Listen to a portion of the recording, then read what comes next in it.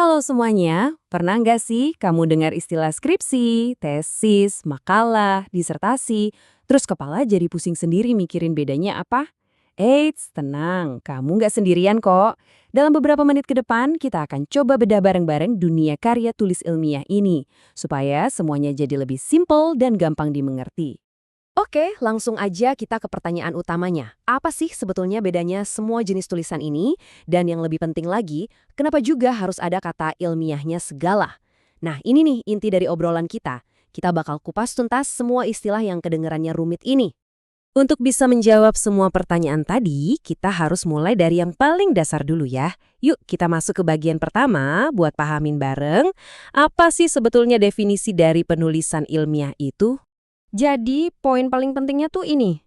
Karya tulis ilmiah itu bukan sekedar tulisan biasa loh, tapi ini adalah sebuah laporan dari proses penelitian. Kuncinya ada di dua kata sakti, logis, dan sistematis. Artinya, setiap klaim, setiap kalimat harus didasarkan pada fakta yang bisa dibuktikan, bukan sekedar opini atau perasaan. Jadi ini lebih soal metode, bukan cuma jago merangkai kata. Nah, yang menarik, para ahli itu punya penekanan yang beda-beda, tapi intinya tuh sama. Ada yang fokus banget sama metode yang harus benar, ada yang melihatnya sebagai cara untuk mendorong kemajuan ilmu pengetahuan, ada juga yang menekankan perannya sebagai alat untuk memecahkan masalah secara terstruktur. Tapi lihat deh, benang merahnya selalu sama kan?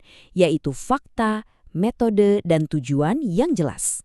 Kalau gitu, apa sih yang bedain tulisan ilmiah dari, katakanlah, cerita novel atau postingan blog? Gampangnya gini, anggap aja ini kayak sebuah permainan yang punya aturan main. Dan justru aturan-aturan inilah yang bikin sebuah karya itu jadi punya kredibilitas. Aturan nomor satu, dan ini yang paling-paling penting, adalah objektivitas. Di dunia ilmiah, kata-kata kayak, kayaknya sih, menurutku, atau perasaanku bilang, itu nggak berlaku. Setiap pernyataan harus, wajib didukung oleh data dan fakta yang bisa dicek kebenarannya sama siapapun.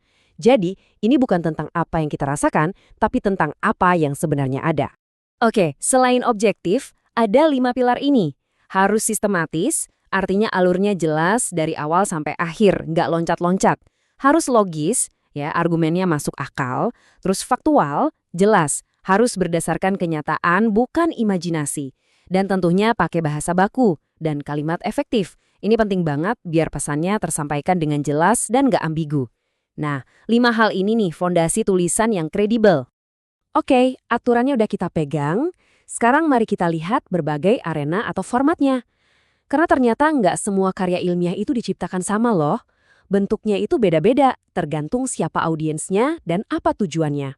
Secara umum, ada 3 bentuk penyajian. Ada bentuk populer, yang bahasanya disederhanakan biar semua orang ngerti. Lalu ada semi-formal, nah ini yang sering kita temui, kayak makalah tugas kuliah. Aturannya udah ada, tapi nggak terlalu kaku. Dan yang terakhir, ada bentuk formal. Ini level paling tingginya, yang menuntut kepatuhan total pada semua kaidah akademis. Coba kita lihat beberapa jenis yang paling umum ya. Makalah. Ini biasanya kita bikin buat tugas kuliah atau bahan presentasi di seminar. Kalau artikel ilmiah, ini lebih serius lagi, karena dia harus lolos seleksi ketat dari para ahli lain sebelum bisa terbit di sebuah jurnal. Sementara kertas kerja, ini seringkali isinya analisis yang super dalam dan tajam, khusus buat didiskusikan di kalangan ilmuwan. Nah, sekarang kita masuk ke liga utamanya. 3 karya tulis yang jadi semacam puncak di setiap jenjang pendidikan tinggi. Anggap aja ini tantangan terakhir buat ngebuktiin penguasaan seorang mahasiswa di bidangnya. Slide ini ngejelasin perbedaannya dengan sangat jernih. Coba kita lihat baris kontribusi. Kalau skripsi di S1, tujuannya adalah menerapkan teori yang sudah ada. Naik level ke tesis di S2, kamu diharapkan bisa mengembangkan ilmunya. Dan puncaknya, di disertasi S3, kamu dituntut buat menemukan sesuatu yang benar-benar baru atau yang biasa disebut novelty. Perhatikan juga deh gimana peran mahasiswa jadi makin dominan, dari 60% di S1 jadi 90% di S3. Ini menunjukkan tingkat kemandirian yang diharapkan makin tinggi. Setelah ngelihat semua ini, mungkin ada yang ngerasa, wah kok kayaknya serem ya.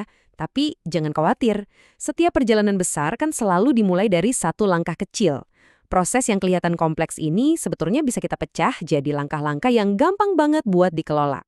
Ini dia peta jalannya, ada 5 langkah. Pertama, persiapan, cari topik dan rumusin masalahnya. Kedua, kumpulin informasi atau riset literatur. Ketiga, buat kerangka tulisan, biar alurnya jelas.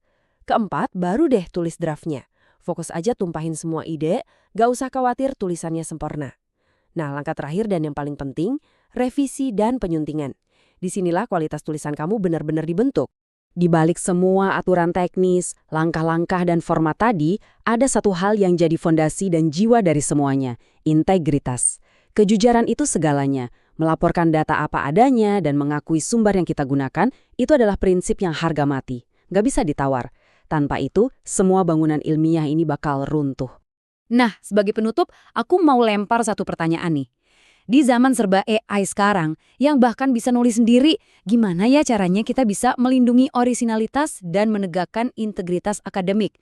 Ini jadi tantangan baru yang seru banget buat dunia pendidikan, yang menguji lagi nilai inti dari kejujuran ilmiah. Gimana menurut kamu? Terima kasih banyak sudah menyimak.